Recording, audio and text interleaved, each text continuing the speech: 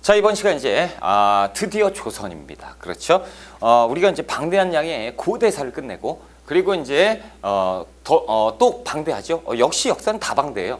그래서 고려 시대도 끝을 냈고요. 저번 시간은 조금 길었는데 어쩔 수 없죠. 문화편을 흐름을 자를 수가 없어서 한 시간에 다 담으려다 보니까 조금 길어졌고 이번 시간부터는 이제 조선으로 들어갑니다. 그래서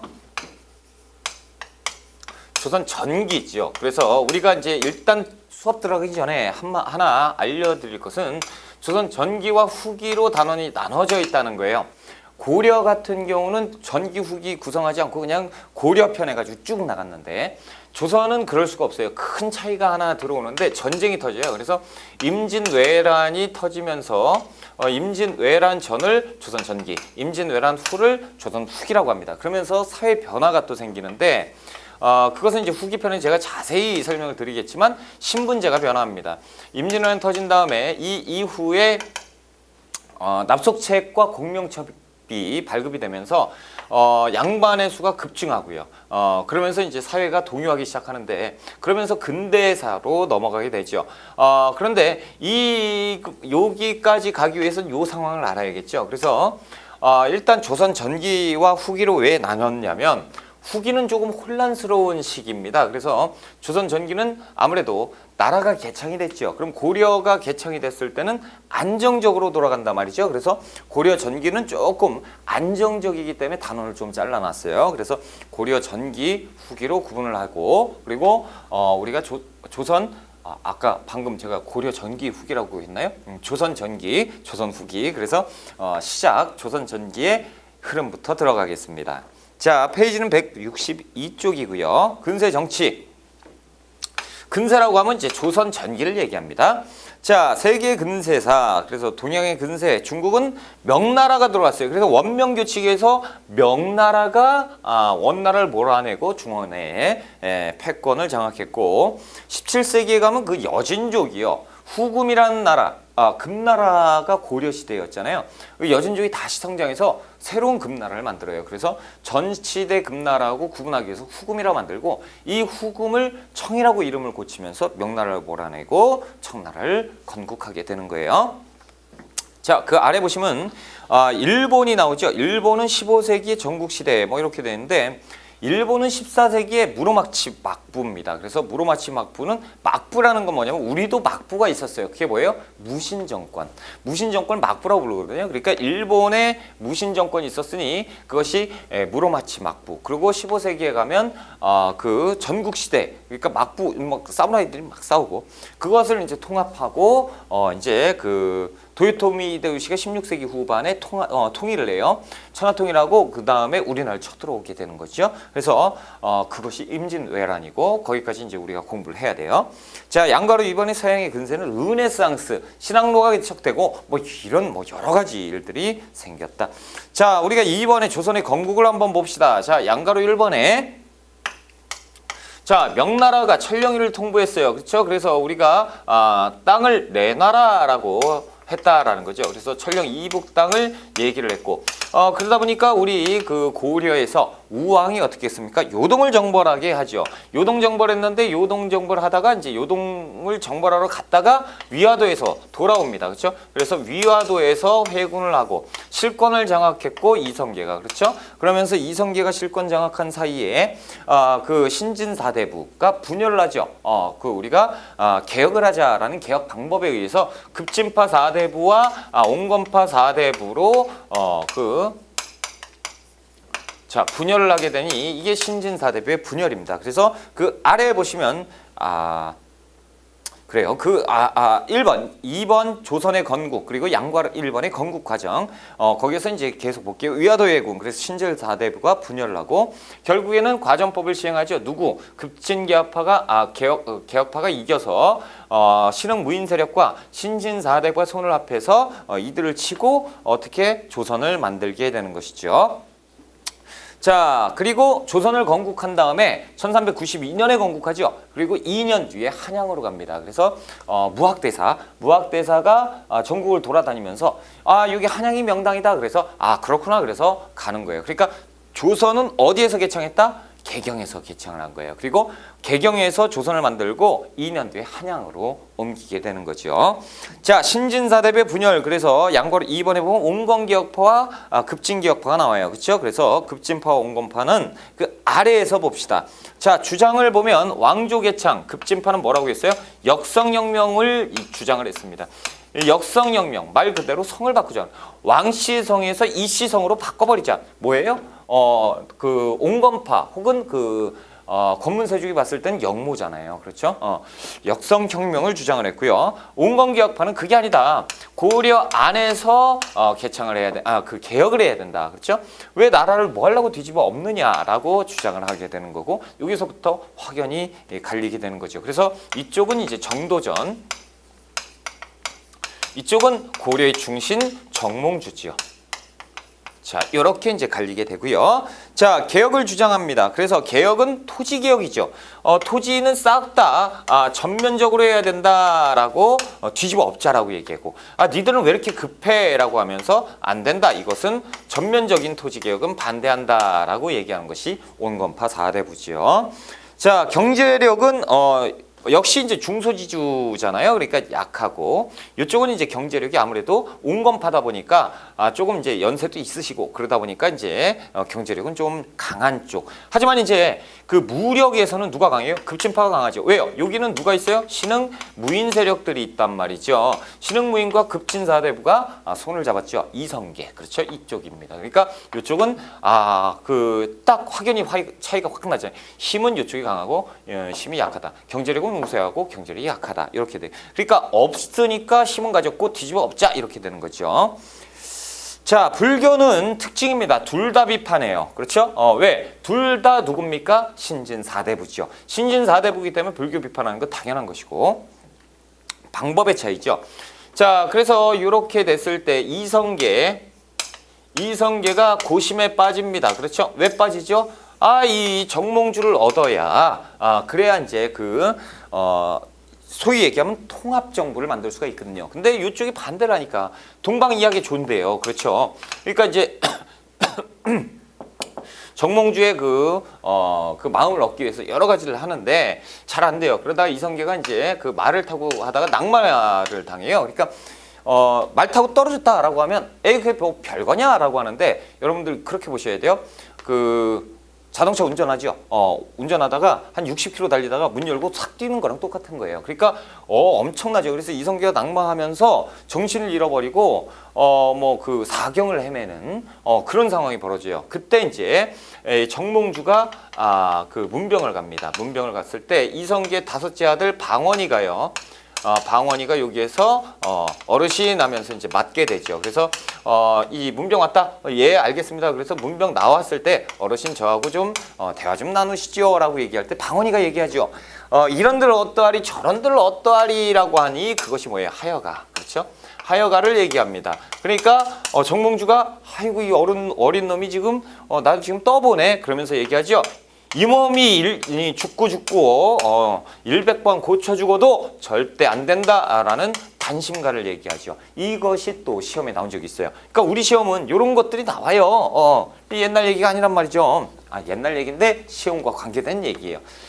그래서 이런 그 대립 구도에서 도대체가 이제 안 되겠다 그래서 방원이가 이제 오른팔을 데리고 정몽주를 살해하게 되지요. 정몽주가 갈 때 선주교에서, 그렇죠. 근데 이것이 이제 원래 선지교예요. 선지교. 그런데 선지교에서 정몽주를 바로 철퇴로 내리치가지고 바로 직살시키는데, 그때 이제 피가 낭자하는데 그 피 묻은 곳에서 대나무가 솟아났다라고 해서 선주교로 이름 바뀐 거.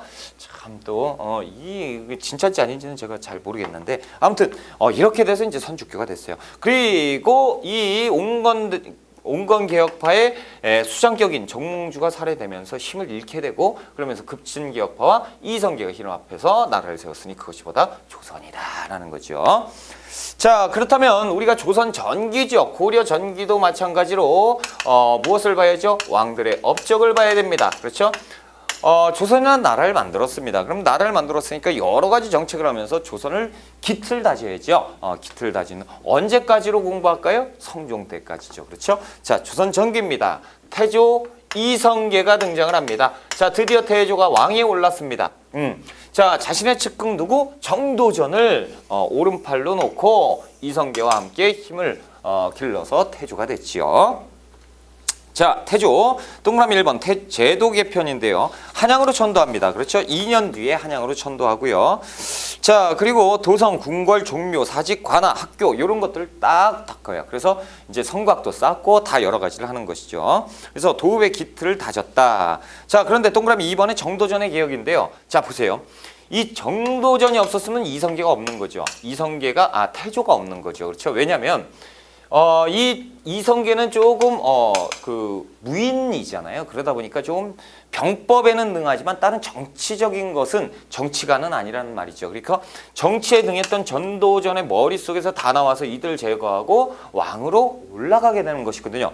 근데 이제 정도전의 머릿속에는 뭐가 있냐면, 자, 이성계 왕이 해야 될 일은 무엇이냐, 이런 걸 따졌을 때 정도전은 얘기합니다.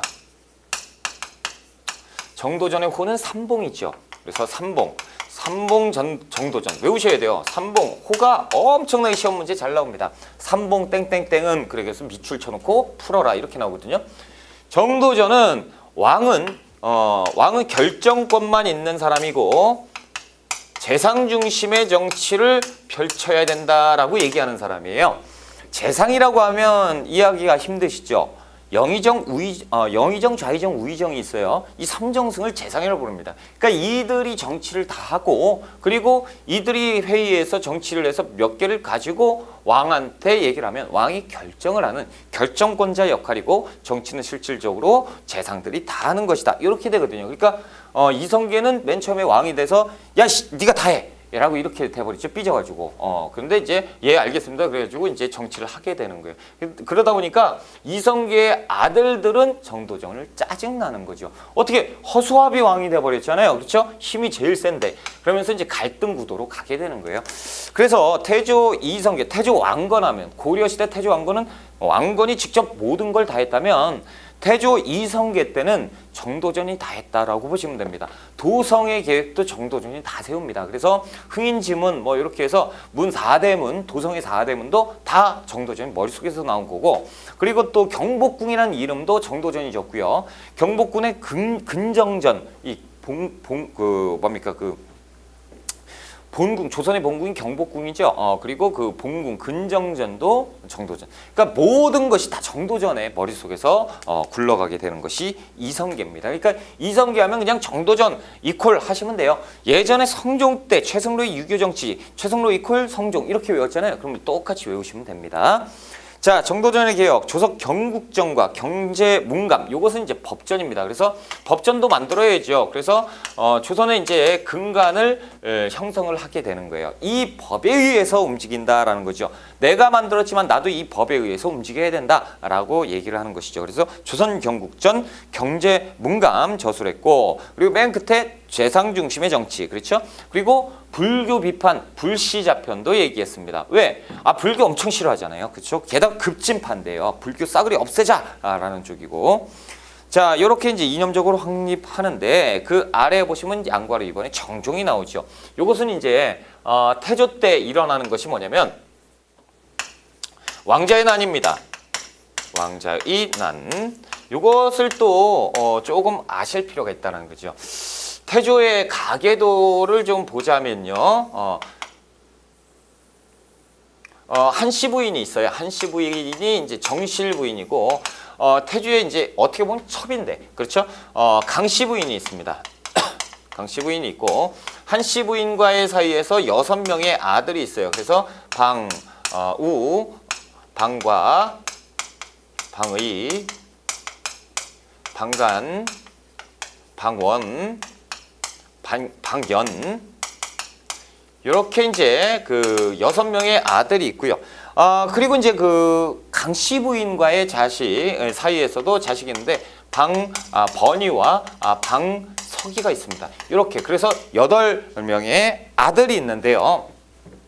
자, 이 방우는요, 성년이죠. 성년이에요. 방과도 마찬가지로 성년인데, 이 고려 말에 이성계가 막 뭐 대업을 막 할 때 이때 이제 아들들이 열심히 같이 싸워줬어요. 그래서 같이 싸웠는데 방우는 조금 이제 새로운 나라 조선을 개창하는 건 영모다라는 쪽이었고, 그러다 보니까 아버지하고 관계가 너무 안 좋지. 그러다가 이제 아버지가 막 그러다가 이제 사람도 많이 죽이고 왕에 오르는 순간에 이 모든 업은 내가 져야겠다. 그래서 세상을 등져버립니다. 그래서 산으로 올라가 버리고, 그러다 보니까 둘째 아들이 실질적으로 장자가 되는 거예요. 이렇게 있는데, 자, 지금은 그 태조 이성계가 왕좌에 앉아서 정치를 하고 있을 텐데, 이 5명의 아들들은 제일 짜증이 누구예요? 정도전이에요.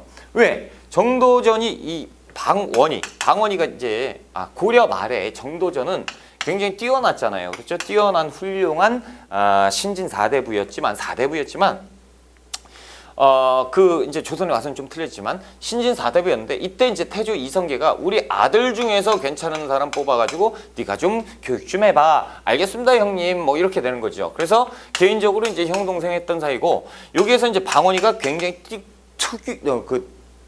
뛰어난 머리를 가졌거든요. 그래서 이 친구가 괜찮겠다. 그래서 어린아이 방원이를 데리고 교육을 시켰어요. 여러 가지 가르쳐주고 학문적으로 가르쳐주고, 그런데 이 손깔머리가 조금 강했어요. 그러니까 이제 뭐 조금 세단 표현을 해야 되나? 조금 하여튼 그랬어요. 그래서 정도전이 많은 것을 가르쳐주고 성격을 좀 고쳐봐야겠다. 그러면서 이제 가르치다가 조선을 맞이하게 되는 거예요. 개창을 했는데, 자, 그런데 방원이는 방과 방이 방관만 이렇게 이 형제들과 의가 엄청나게 좋았겠죠. 그렇죠? 그런데 이제 짜증나는 게, 형제들이 모이면 짜증이 확 나는 거예요. 우리 아버지 만나러 가면 꼭 얘가 껴있고요.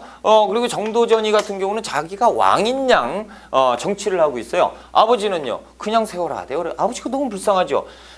그런 와중에 이제 신하들끼리, 자, 왕이 되셨으니까 세자를 책봉하셔야 됩니다라는 세자 책봉의 건의를 합니다. 그래서 세자를 책봉하자라고 했으니까 당연히 이 5명의 아들 중에서 될 것이고, 그리고 장자상속이잖아요. 그러니까 방과가 돼야지 당연한 거 아닙니까? 그렇죠? 그리고 공도 제일 많고요.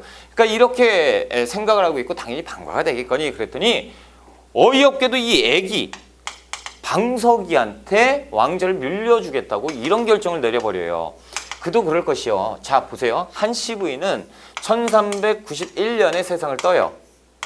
그러니까 진짜 안타깝죠. 1392년에 조선이 만들어지는데 1년 전에 왕비가 되지 못하고 세상을 뜨는, 안타깝죠. 어머니 이렇게 되는데, 이때 강씨 부인이 있잖아요. 이 강씨 부인이 그래서 조선의 최초의 중전이 되는 거예요. 어쩔 수 없이 이렇게 가는 거죠. 그러니까 중전인데 정실 부인은 아니고 뭐 하여튼 애매하죠. 그래서 이 한씨 부인이 살아서 이 몸이 약해서 병 들어가지고 몸 약했을 때도 이 아들들을 잘 챙겼어요. 강씨 부인이. 그러니까 사적으로도 어머니 막 그러면서 이렇게 지냈던 관계인데, 강 씨는요, 중전이 되고 나니까 얘기가 틀려지죠. 중전이 됐는데 이 친구가 아들이 되면 왕세자가 되면 왕이 될 거 아니에요. 왕이 되면 내 자식들 이거 위태위태하죠. 그러니까 강씨 부인이 이제 정도전과 으쌰으쌰 샤바샤바를 해요. 그 다음에 이제 정도전이 얘기하죠. 전하, 방석이를 세자로 책봉하셔야 됩니다. 왜 그러죠? 방과 방위, 얘들은 지금 뭐가 불만 있어요? 네가 불만 있어요. 왜? 네가 정치를 다 하죠. 네가 왕이에요. 이렇게 되죠. 재상 중심의 원리로 해서 조선을 새로운 나라로, 탄탄한 나라로 건국을 하기 위해서는 이렇게 어린 아이를 왕으로 앉혀놓고, 그러고 근간을 만들고 그 다음에 이제 왕, 뭐 이런 계획을 세웠던 거예요. 그러니까 이때 방석이가 세자로 책봉이 되면서 여기 들고 일어나죠. 아니 되옵니다. 그러니까 아버지는 화나죠. 이것들이 네 동생이 에이 가! 아들도 아니야. 이렇게 돼버려요. 그러니까 이제 여기에서 실에 빠져 있는 5명의 아들들 중에서 방원이가요, 이거 열받네. 이렇게 되는 거죠. 그런데 지금 보니까 누가? 정도전이요. 이 일이 있기 전부터 나라를 개창하고 재상 중심의 정치를 하면서 제일 먼저 시행했던 게 뭐냐면 사병철폐입니다. 자, 이 고려에서 제일 힘들었었던 건 뭐냐면 이 사병 때문에 힘들었어요.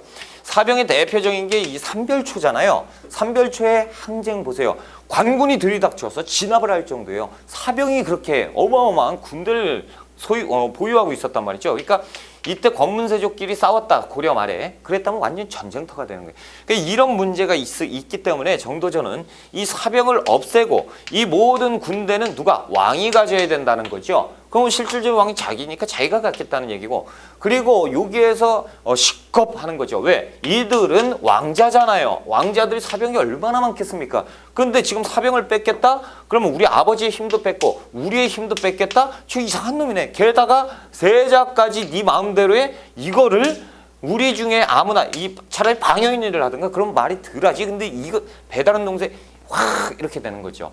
그럴 때 이제 하륜이라는 이제 방언에 조금 이따 책사가 돼요. 그 삼국지에 보시면 그 제갈공명 있죠. 유비의 제갈공명처럼 방언의 책사가 되는 게 이제 하륜인데, 하륜이 찾아와서 정도전이 지금 니들이 지금 반대하고 불만이 많은 걸 다 알고 있다. 그래서 사병철폐를 왜 하는지 알지. 니들의 힘을 뺏어가지고 결국에 니들 제거하고 이렇게 하려고 하고 있다. 에이 설마 스승님께서 그랬는데 이제 알아봤더니 진짜로 정도전은 자신은 사병을 유지를 하고 있어요. 그러니까 지금 봐라, 우리 힘 다 뺏고 지가 뭐 하자는 거야. 그러면서 얘들이 지금 움직임이 심상치 않죠. 그러니까 방언이 먼저 가서 여기로 가면 안 되지. 여기로 가서 정도전을 쳐버립니다. 그래서 정도전을 살해하고요. 스승이 네가 이놈의 자식 스승한테 이렇게 할 수 있어? 라고 얘기하면 그렇죠. 스승님 저는 스승님한테 배운 대로 하는 겁니다. 앞에 뭐가 보이면 제거하라고 하셨잖아요. 제거하는 거예요. 이렇게. 제거해버리고요. 그리고 이제 아들 배다른 동생 방번이하고 방석이 제거해버립니다. 바로 살해해버리고요. 강씨 부인 난리가 나겠죠. 그렇죠? 그런데 난리 필 수가 없습니다. 왜? 이 왕자의 난이 있기 이 몇 년 전에 강씨 부인도 세상을 떴어요. 그래서 이제 어린 아이만 남겨두고 세상을 떴죠. 눈도 못 감고. 그렇죠? 에이 슬퍼. 그럴 때 이제 어머니도 안 계시고 잘됐다 그러죠. 싹 다 죽여버립니다. 그러니까 이때 이성계가 분노가 확, 왜요? 그 평생의 반려자죠. 동반자인 정도전이 죽었고, 그것도 내 아들놈이. 게다가 내 아들 둘, 어린 아기. 여러분들, 그 애기, 혹시 이제 아들이나 딸 가지신 분들도 계실 거예요. 그죠? 얼마나 이쁩니까? 그렇죠? 어릴수록 더 이쁘잖아요, 애기들이. 그렇지? 근데 그 애기를 죽여버렸으니 그렇죠? 이 냄새 나는 것들. 그렇죠? 아이 크면 아들들은 냄새가 나요. 참. 하여튼 농담이에요. 또 그렇다고 저 아들인데요. 막 그러지 마시고 농담으로 받아들이시고. 아무튼 이렇게 되니까 분노가 딱 해가지고 니 왜 그랬어요? 그러니까 이게 말이 안 되잖아요. 세자를 나 몰라. 야 니들이 알아서 해. 그리고 태조는 자신의 예전의 고향으로 돌아갑니다. 이른바 함흥으로 돌아가게 되고, 함흥으로 돌아가기 전에 야 네가 그러면 왕해라 라고 얘기를 하는 거죠. 그래서 둘째 아들이 왕이 되는 것이 정종이에요. 정종이 왕이 됩니다. 자, 정종이 왕이 돼서, 그러니까 1차 왕자의 난으로 인해서 정종이 왕이 되는 거죠. 자, 양거리 2번의 책을 볼게요. 정종. 자, 동그라미 1번. 제1차 왕자의 난이에요. 그래서 방석의 세자 책봉으로 인해서 방언이 군사를 일으켜서 방번 반석이를 살해하고, 이거 방석이라고 하니까 밟혀버리잖아요. 이름은 잘 지어야 돼. 살해하고 정도전과 남은 등을 제거하고 방과가 왕에 올랐으니 그것이 이대왕 정종입니다. 정종 같은 경우는 아버지 그러면서 맨 사신을 보냈겠죠. 아버지 화 좀 푸세요. 그렇죠? 제2차 왕자의 난이 있는데 이 역사는 참 아이러니한 거예요. 자, 정종이 왕을 했습니다. 그렇죠? 왕에 올라서 하고 있을 때 이제 신하들이 또 역시 뭐라고 얘기하냐면, 자, 정종 당신이 후사가 없으니까 빨리 후사를 정하셔야 됩니다. 좀만 기다려 보시오. 애기가 훅 하고 나오는 게 아니잖아. 그러지 마시고 이 동생들 중에서 왕세자로 책봉을 하시죠. 여러분, 세자라는 단어 있죠. 세자. 세자는 아들이고요. 아들이 없을 때는 손자. 그래서 세손이라고 부르는 겁니다. 그러면 이 둘이 없을 때는 세제라는 표현을 쓰는데 형제예요, 형제. 그렇죠? 형제가 그 다음 대를 이을 때 세제라고 하는데, 세제라는 표현을 못 써요. 왜냐하면 이 성종 때가요, 경국대전이 만들어집니다. 그래서 경국대전이 만들어졌을 때 세자, 세제, 세손 이런 제도들이 등장을 하는데 이때는 이런 제도가 없어요. 그러니까 세자야. 그러면 야, 어떻게 형제를 내 아들로 삼어? 그런 것은 양자로 들이시면 되지 않습니까? 이렇게 되는 거예요. 그렇죠? 그래. 그렇구나. 그러면 그러면 세자로 뽑자라고 됐죠. 그래서 세자를 건의하는 또 역시 세자 문제가 거론이 되는 거예요. 그때 이제 당연히 방위가 되겠거니라고 하죠. 그렇죠? 그랬더니 방간이는 방언이하고 비슷합니다. 좀 성격이 있어요. 우와 이게 있죠. 그리고 태조 이성기 막 했을 때 막 좀 아들이 아버지들을 닮았어요. 좀 강하죠. 그렇죠? 근데 어쩔 수 없어요. 아들들은 아버지 닮게 돼 있어요. 참. 닮지 말라고 그래도 닮어. 아무튼 자 방과가 왕에 올라서 세자 책봉을 건의를 할 때 자 이 방간이 내가 이제 왕이 돼도 되겠다. 방의는요 좀 종교에 심취해 있습니다. 좀 불교에 좀 심취해가지고 막 이러고 있을 때 그러니까 방간이가 내가 왕이 돼야지 막 이러고 있을 때 방원이는 자 왕조의 난을 내가 일으켰으니 공이 크다. 그러니까 여기에서 또 이 대립각이 형성이 되겠죠. 이런 대립각이 형성이 됩니다. 이때 힘이 누가 셌느냐? 방원이가 세요. 방원이가 훨씬 더 사병도 많고 방간이도 많지만 방간이 같은 경우는 좀 홀로 싸우는 독불장군식이었다면 방원이는 좀 조직화돼 있어요. 뭐 책사도 있고 그렇잖아요. 그렇죠? 그래서 방간이가 이 그 처조카한테 이래라는 처조카한테 야, 나 좀 도와줘라고 얘기를 해요. 그러니까 이래라는 처조카가요. 어디 조카잖아요. 그렇죠? 조카예요. 조카인데 어디 그러실 수가 있습니까? 그렇죠? 당신이 이렇게 왕자로서 이렇게 사실 수 있는 것은 방언이가 이렇게 해 이런 구조를 만들어 준 거 아닙니까? 만약에 방언이가 이거 안 했으면 목숨 걸고 안 했으면 이게 안 되는데 욕심을 버리십시오. 그리고 오히려 질책을 해버려요. 그러니까 방간이가 야 너 아니어도 나 혼자 할 수 있어. 저런 싸가지 없는 이렇게 돼버리겠죠. 근데 이 이래가 방언이한테 가서 얘기를 하는 거죠. 이런 일이 있다. 그러니까 어쩔 수가 없죠. 방언이가 들고 일어납니다. 그래서 먼저 쳐버리게 되는 것이죠.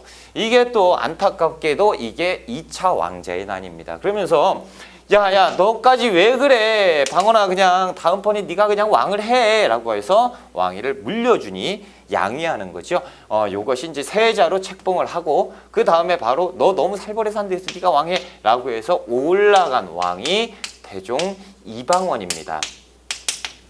자, 한번 그 책을 볼게요. 자, 동그라미 2번에 2차 왕제의 난, 농공행상에 불만을 푸는 박포가 방간하고 함께 1차 왕제의 난의 공신이었는데 이 박포가요, 이 방원이한테 2차, 그러니까 원래 1등 공신이 되었는데 2등 공신으로 책봉이 된 거예요. 그러니까 박포가 열받아가지고 방간편에 서가지고 방원을 칩시다 이런 계획을 하고 있었고 그래서 이제 방원이가 이 사실을 알고 쳐버리게 되는 거죠. 일으켰으나 방원에 의해 실패하였고 정종은 방원을 왕세자로 삼고 양위하게 됩니다. 그래서 조선의 3대 왕 태종이 등극을 했는데요. 자, 이 태종이 왕위에 앉았을 때 제일 힘들었던 게 뭐겠습니까?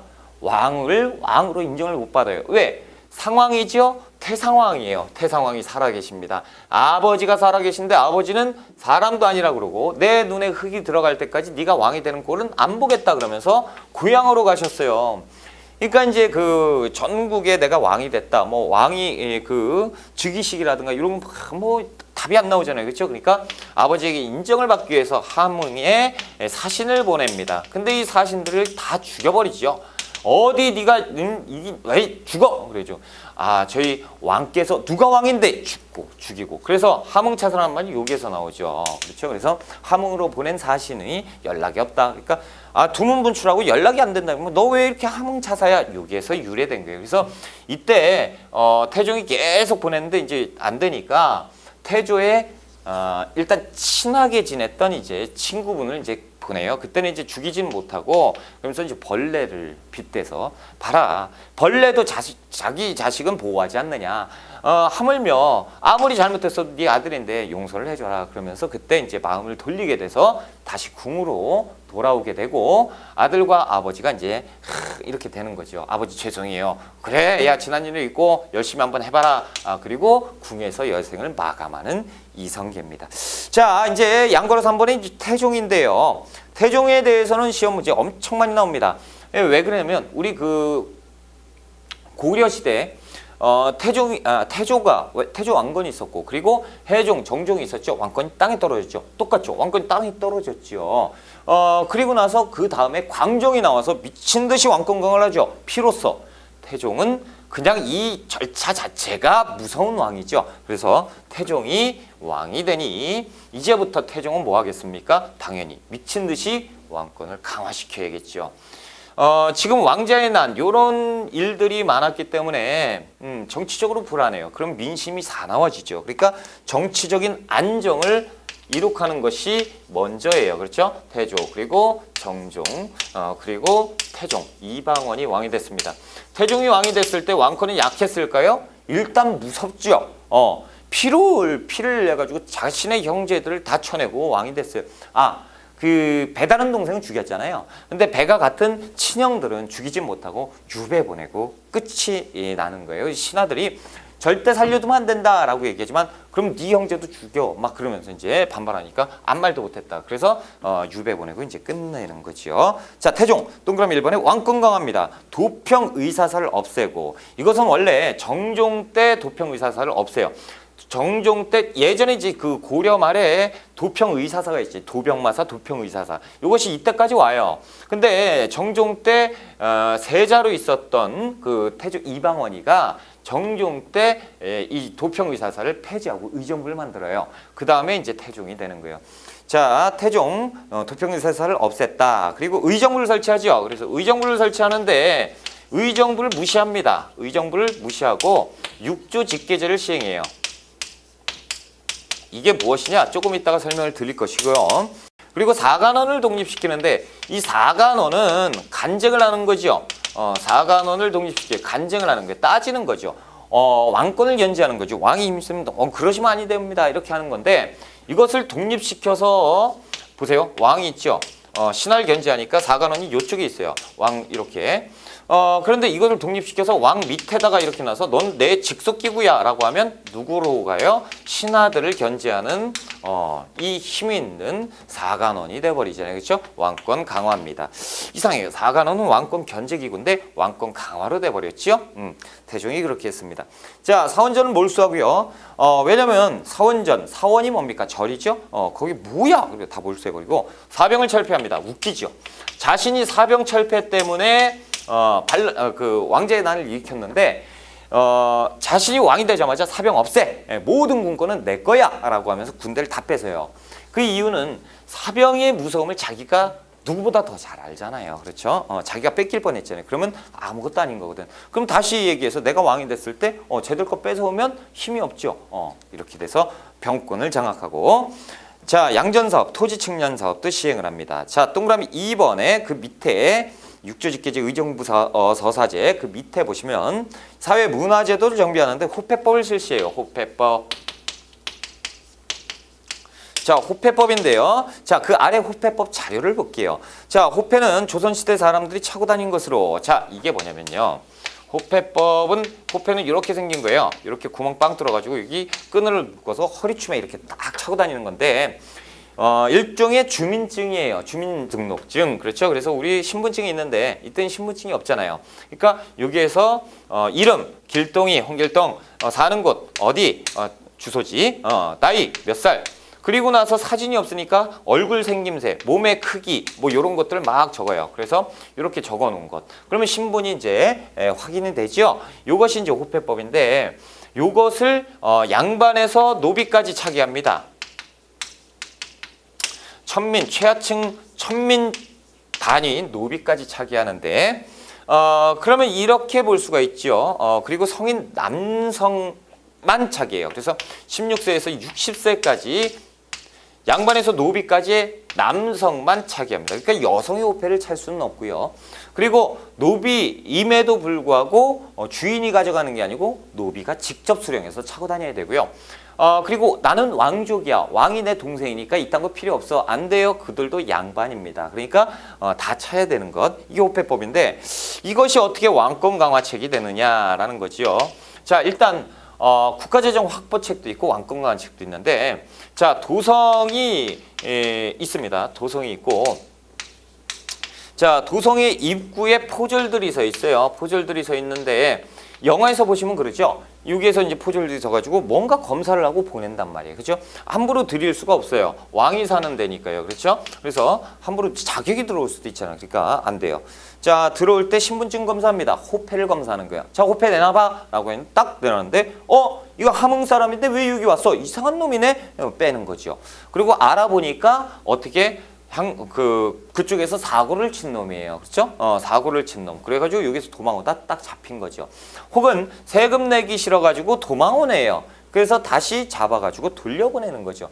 그러니까 세금을 내지 않고 도망 나온 향촌 이탈, 농촌을 이탈하는 농민들 잡아서 다시 오니까 국가 재정은 확보가 되는 것이고, 그렇죠? 그리고 이 왕권 강화책의 일환으로서 이렇게 찼다는 것은 왕이 곧 이 백성의 하나하나 일거수일투족을 다 감시할 수 있고 이들을 통제할 수 있는 역할을 했던 것이 호패법이잖아요, 그렇죠? 게다가 양반까지, 그러니까 왕권 강화책의 일환이었다라는 거죠. 그리고 이제 신문고를 설치합니다. 신문고는 뭡니까, 여러분? 억울한 일을 당했을 때 백성들이 북을 치게 하는 거죠. 그러면 이제 그 왕이 직접 나와요. 어떤 놈이야? 그래, 노비야? 노비가 그래, 한번 얘기 들어보자. 뭐 이런 거죠. 노비한테 들어주고, 그렇죠? 뭐 그런 건데 실질적으로 이 신문고는 설치를 했지만 실질적으로 쓰여지지 못했어요. 신문고가 만들어지고 딱 한 번 쳐졌는데 그것이 그의 아들 세종이 쳤어. 세종이 이걸 왜 못 쳤냐면요, 궁 안에 설치해요. 여기 궁인데 궁 안에다가 신문고를 설치해놓고 애들 보러 치라고 그러면 누가 백성이 궁 안에 어떻게 들어가요?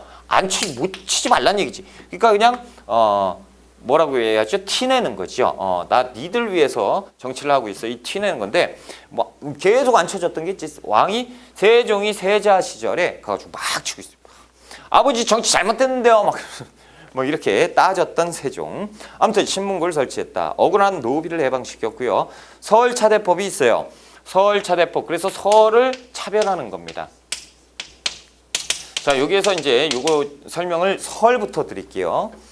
자, 설은 우리가 아는 것처럼 설, 양반은 아닌 애들, 그렇죠? 자, 요겁니다.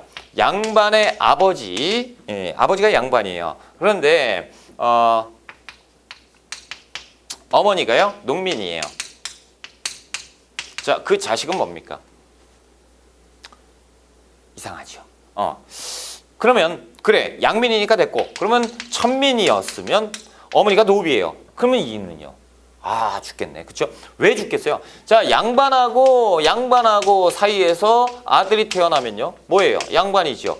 양반이니까 최상급 신분이니까 뭐 문제가 안 되는데 요건 이상해져요. 왜냐면 아버지가 양반이니까 아버지 따라서 가볼까? 양반이에요. 그러면 양반 농민, 어머니가 농민인데 얘하고 똑같이 돼버리잖아요. 그렇죠? 그러면 자, 천민이야? 그러면 천민이니까 얘를 천민으로 놔볼까요? 그러면 원래 노비하고 똑같아지면 아니, 아버지는 양반인데요, 이상해지죠. 그래서 이런 제도가 나오는 건데 이게 서울제도예요. 그래서 이 어머니가 평민일 때 이때를 서자라고 하고 천민일 때를 얼자라고 하는 거예요. 그래서 앞자 따서 서얼이라고 하는 제도인데 이 서를 보세요. 이 서얼이면 양반이 돼버리면 이상하잖아요. 그래서 이 서얼은 아버지가 양반임에도 불구하고 평민보다는 높은 신분이 돼야 되는 건 당연한 거예요. 그렇죠? 왜? 평민끼리 이래버리면 양반이 맨날 가지고 네가 내 아들을 건드렸어 이렇게 돼버리니까 골치 아파지죠, 신분이. 그래서 이게 애매하다 그래서 이들을 따로 중인으로 빼버립니다. 중인. 너는 그냥 중인해. 양반은 아니야. 근데 평민보다는 좀 높은 신분이야. 중인. 에이, 이렇게 만들어 버렸어요. 근데 중인으로 만들어 버리니까 이 서를 그냥 이제 아버지 신분에 따라서 너도 양반급 대접을 해줄게 이렇게 되면 신분 질서가 무너지니까 이때부터 서를 차별합니다. 그래서 서울차대법이라는 것은 서를 차별하는 일종의 법을 만들기 시작한 것이 태종이에요. 자, 그리고 이 육조직계제에 대한 설명을 조금 드릴게요. 자, 조선의 구조는요, 왕이 있죠. 그리고 의정부가 있어요. 그리고 이호, 예병, 형, 공, 조입니다. 고려는 부였죠. 육부. 그런데 여기는 육조가 됩니다. 조선은 6조예요. 그래서 의정부와 6조예요. 의정부에는 누가 있어요? 영의정이 있고요. 그리고 좌의정이 있고요. 그리고 우의정, 삼정승이 있는데 여러분 이게 권력순이에요. 좌의정이 더 높아요. 우의정이 높을 것 같죠? 오른손. 예전에 어른들이 바른손이라고 불렀어요. 그러니까 우쪽이 조금 더 좋은 거. 그러니까 영의정, 우의정, 좌의정 아니냐? 아니에요. 좌의정이 원래 더 높은 겁니다. 그래서 좌측이 원래는 높고 그리고 우측이 그 다음에 높고 이것이 이제 지금도 법원에 가면요. 재판을 하잖아요. 세 명의 재판관이 재판을 할 때 중심에는 재판장이 앉아 있죠. 그래서 중심에서 좌배심, 우배심 있잖아요. 좌배심이 선배, 우배심이 후배 이렇게 앉는 거예요. 이거 권력순이거든. 이게 지금 내려오는 게 딱 한 군데 그 사법부에 지금도 있는 제도인데 아무튼 이 세 분을 가지고 재상이라고 부르거든요. 이 삼정승 재상들이 여기에서 그 정치를 하는 거예요. 그러니까 원래는 이호예병형 공조에서 많은 것들을 여기에 올리죠. 그러면 의정부에서 이것을 심의해가지고 얘들이 10개씩 올리면요. 벌써 60개야. 그러면 60개가 왕이 60개를 받으면요. 얼마나 할 일이 많은데 못해요. 그렇죠? 그러니까 의정부에서 여기서 걸러요. 심의해서 안 되겠다. 한 4개 정도? 그래 이렇게 되겠다. 그래서 왕한테 4개 정도 얘기를 하죠. 그럼 왕이 어떻게 합니까? 4개도 많아. 그래서 2개만 결정을 보게 되는 거죠. 그럼 결국에는 얘들은 거의 뭐 한 4개 정도는 다 무시당하는 거잖아요. 그렇죠? 1개. 그래서 2개만 결정 나와가지고 내려와요. 이런 구조가 뭐냐면 의정부 서사제예요. 장점은 뭐가 있을 거예요? 장점은 왕이 여러 가지 제도를 심도 있게 판단할 수 있는 그 장점은 있죠. 시간적인 제약도 줄어들고 그리고 여기에서 걸렀으니까 어느 정도 증명된 검증된 제도만 할 수 있고 이런 장점이 있지만 단점은 뭐예요? 왕의 힘이 약화되는 단점이 있죠. 얘들의 힘이 강해지죠. 그러니까 얘들이 그럴 일은 없어야 되겠지만 얘들이 뇌물 매겨요. 그러면 얘들 것만 받아주고 이렇게 올릴 수도 있고 이런 단점도 있는데 자 이것이 의정부 서사제인데요. 이게 원래 이 흐름으로 조선이 돌아가는 거예요. 그런데 이렇게 하다 보니까 왕권이 강한 왕들은 이게 짜증나는 거죠. 자, 왕이 이제 얘기합니다. 전쟁이 났어요. 근데 병조에서 아무 얘기도 안 했어. 전쟁이 아니고 외적이 쳐들어왔어요. 그러면 외적이 쳐들어왔는데 왕이 왜 이런 것도 대비를 안 했어? 라고 얘기하면서 따져요. 근데 의정부한테 직접 가서 병조판사한테 야, 왜 이런 것도 얘기 안 했어? 그랬더니 병조판사가 얘기하죠. 저는 얘기했습니다. 뭔 소리야? 내가 들어본 적이 없는데. 저는 얘기했습니다. 이쪽으로. 뭐야? 그러면 이거 어떻게 된 거야? 의정 재상들이 그거는 전하께서 바쁘시니까 저희가 뭐야? 이렇게 되는 거죠. 그렇죠? 왕권이 강해. 이것들이 얘들 싹 다 무시해. 앞으로 니들 직접 나한테 얘기해. 라고 하는 것이 육조 직계제입니다. 그래서 육조가 직접 왔다 갔다 한다. 육조 직계제. 그래서 육조 직계제는 왕권이 강했을 때고 의정부 서사제는 지금 보세요. 조금 유하지요. 왕이 유해요. 그래서 왕이 어느 정도의 권한을 누구한테? 대신에게, 재상들에게 준 거잖아요. 그렇죠? 그래서 이렇게 왕권이 약했느냐 그런 것도 또 아닌 것 같고 왕권과 신권을 따졌을 때 같을 수도 있고 하지만 왕이 조금 더 크긴 하지만 같은 것. 그래서 이것을 표현하기 애매하니까 왕권과 신권의 조화다라는 표현을 쓰고 이걸 시행한 것이 세종입니다.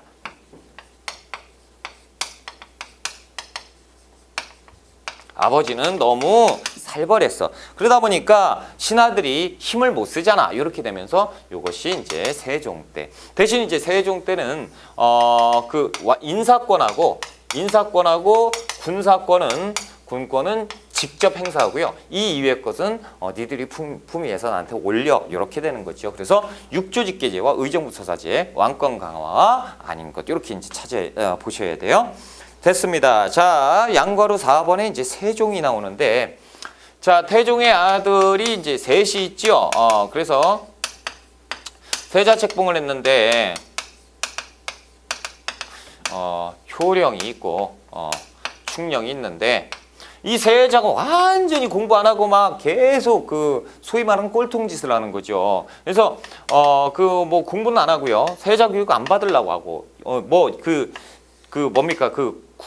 궁의 기생들 들이고 막 술판 벌리고 심심하면 담장 넘어가지고 막 하니까 태종이 어쩔 수 없이 안 되겠다 그래서 폐세자를 시켜버려요.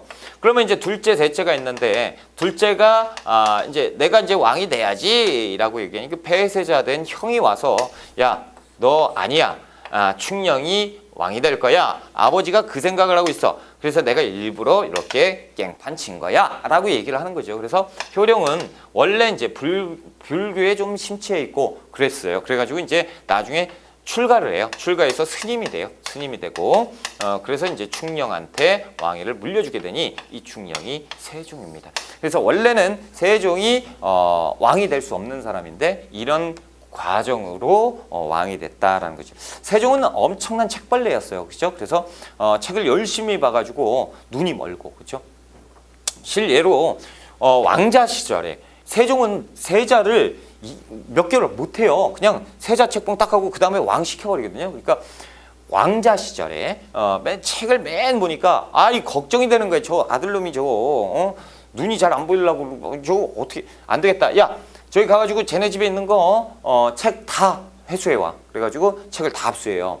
근데 세종이 왕자 때 이제 집에 딱 들어갔더니 책이 없는 거야. 내 방에 책이 다 없어요. 어떻게 된 거야? 그랬더니 이제 아버지가 그렇게 시킨 거예요. 실에 잠겨 있는데 병풍 뒤에 한 권이 딱 떨어져 있는 거예요. 그래서 그 병풍 뒤에 한 권을 딱 보고 그것을 매일 숨어서 매일 봤는데 그걸 100번 이상 읽었다고 해요. 그래서 그거 완전히 통째로 외웠대. 그래서 세종이 얘기하는 게 왕이 돼서 얘기해요. 내가 왕자 시절에 이런 일이 있었는데 그래서 이 맨 처음에 봤을 때는 그렇구나 그냥 넘어갔는데 두 번째 봤더니 조금 뭐가 틀리고 세 번째, 네 번째 이렇게 보니까 저자가 무슨 얘기를 하는지 알겠더라. 이런 거. 그래서 이제 세종은 그때부터 한 번 책을 보면 끝까지 봅니다. 거의 뭐 암기할 때까지. 그래서 완전히 천재가 되죠. 이것이 이제 세종 대왕이에요.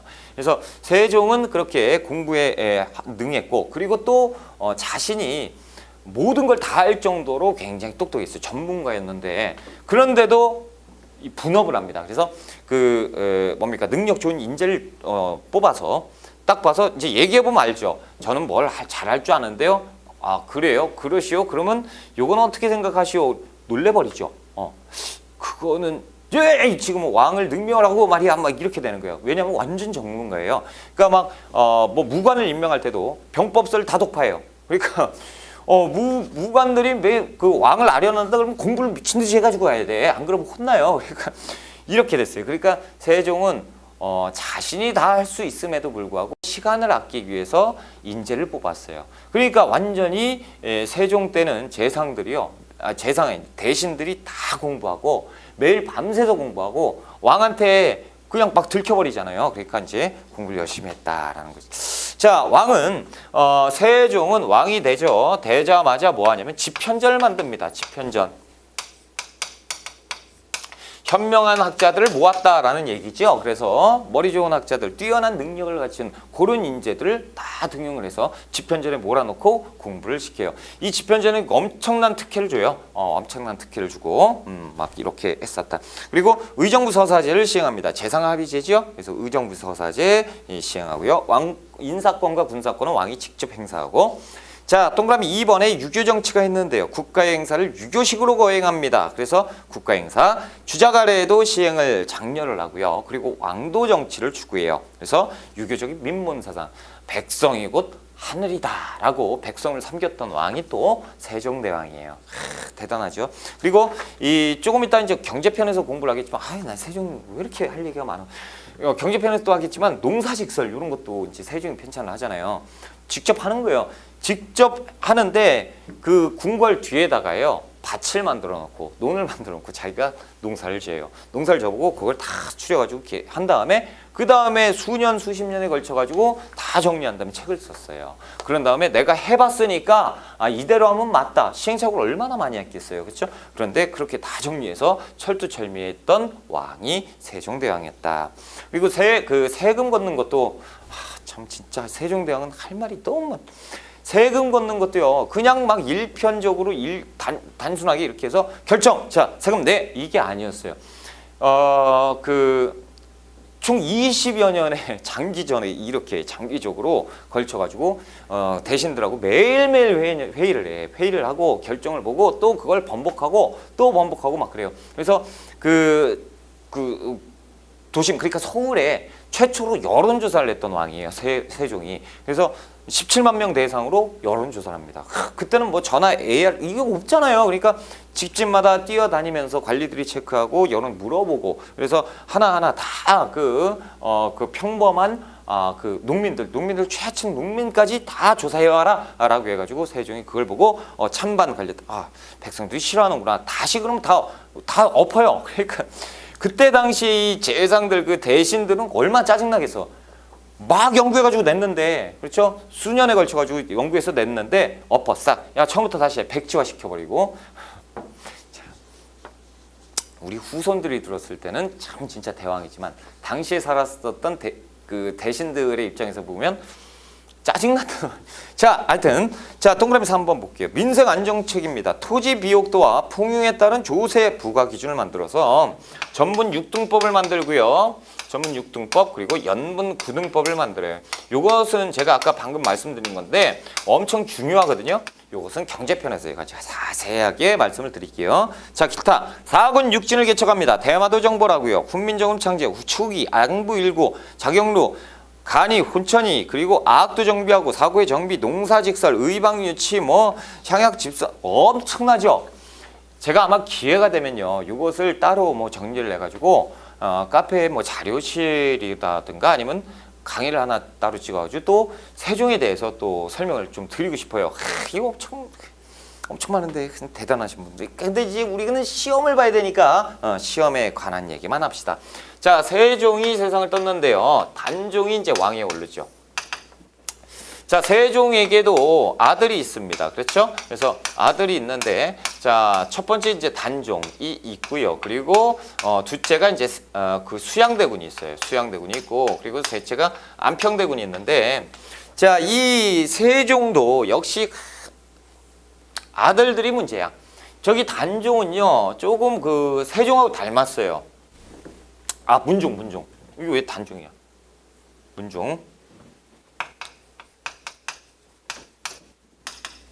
문종은요 세종하고 닮았습니다. 그래가지고 공부하기 좋아하고 문종은 또 그 여복이 없어서 결혼을 2번이나 더 해요.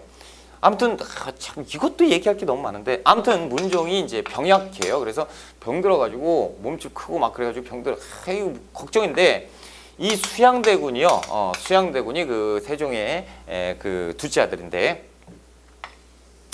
이 수양대군은 그 권력욕이 있죠. 우리가 아는 것처럼 이 예전에 그 영화 그 뭐죠? 그 관상에 수양대군이 나오잖아요. 이정재 씨가 나와가지고 수양대군 열이 나는데 자 지금 보면 이런 문제예요. 근데 이제 문종이 이제 그 힘들어요. 몸이 약해서 이제 위독해졌어요. 그때 이제 어린아이 단종이 있어요. 11살짜리가 꼬맹이 애기야. 근데 이제 왕이 이렇게 되잖아요. 세자 이렇게 부자 상속이니까 왕이 되게 될 때 이제 그 세종 때 재상이었던 이제 김종서와 황보인이 있어요.